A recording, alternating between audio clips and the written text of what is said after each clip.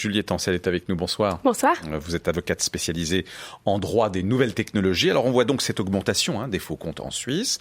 Quel est le but de ces usurpateurs ?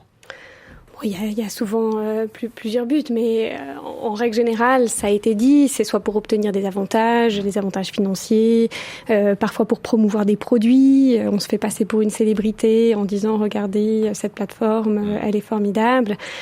Parfois aussi pour porter atteinte à la réputation de personnalités publiques. Donc effectivement, les objectifs peuvent être variés. Ce qu'on constate, en tout cas, c'est que ces usurpations sont souvent liées à un minimum de visibilité publique, souvent d'ailleurs quand elle est soudaine et non anticipée, comme ça a été mentionné dans le cas de ce supporter. Est-ce que l'usurpation d'identité est punissable en Suisse ? Pas en tant que tel. Le fait de prétendre être quelqu'un d'autre n'est pas une infraction pénale en droit suisse, mais c'est très souvent accompagné d'autres choses. C'est ça. Et quelles sont justement les autres infractions liées, si j'ose dire ? Vous avez des exemples ? Ça a été mentionné, ça peut aller jusqu'au hacking, ça peut être du vol, ça peut être de la violation de droits d'auteur, tout simplement, en recopiant des contenus, et on le disait aussi, de la diffamation, puisque souvent on se fait passer pour quelqu'un qui va tenir des propos, je ne sais pas, racistes, agressifs, etc.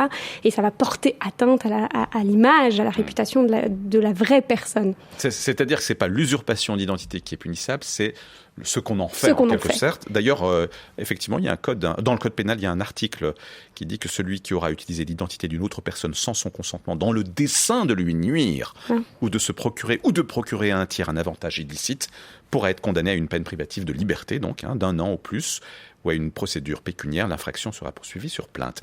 Un faux compte utilise notre nom, notre photo, nos publications. Ce sont des éléments qui nous appartiennent. Oui, alors évidemment, chacun a son nom, mais pour un usage particulier, les photos particulièrement, c'est souvent ça qui va permettre de faire tomber un faux compte, parce que c'est protégé par le droit d'auteur, et en plus, il y a la protection de notre personnalité. Et d'ailleurs, quand on lit les conditions générales de ces plateformes, très souvent, l'une des conditions pour permettre de faire tomber et fermer un faux compte, c'est qu'il utilise une photo de vous. Ce qui démontre bien aussi l'intention souvent malveillante.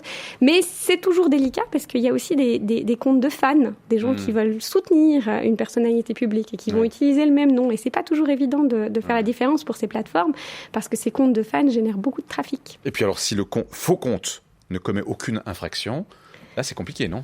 Alors, encore une fois, souvent, ces plateformes ont dans leurs conditions générales l'interdiction de se faire passer pour quelqu'un d'autre.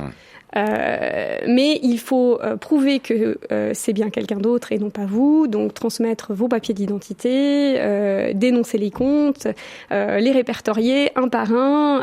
C'est pas les mêmes procédures sur chaque plateforme, donc ça prend du temps, de l'énergie et de l'argent aussi quand il faut payer un avocat pour le faire. C'est clair. On l'a entendu, il y a une multiplication donc des usurpations d'identité en Suisse romande.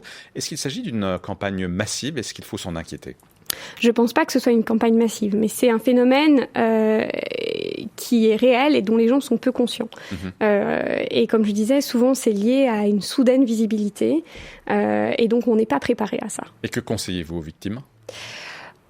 Effectivement, déjà d'être assez conscients de leur présence numérique et dès qu'ils sont justement sujets à un phénomène de visibilité dans la presse, sur les plateformes, d'assez vite regarder si leur nom circule sur les réseaux sociaux pour agir rapidement. Merci beaucoup Juliette Ancel, avocate spécialisée en droit des nouvelles technologies. Bonne soirée. À vous aussi. Merci.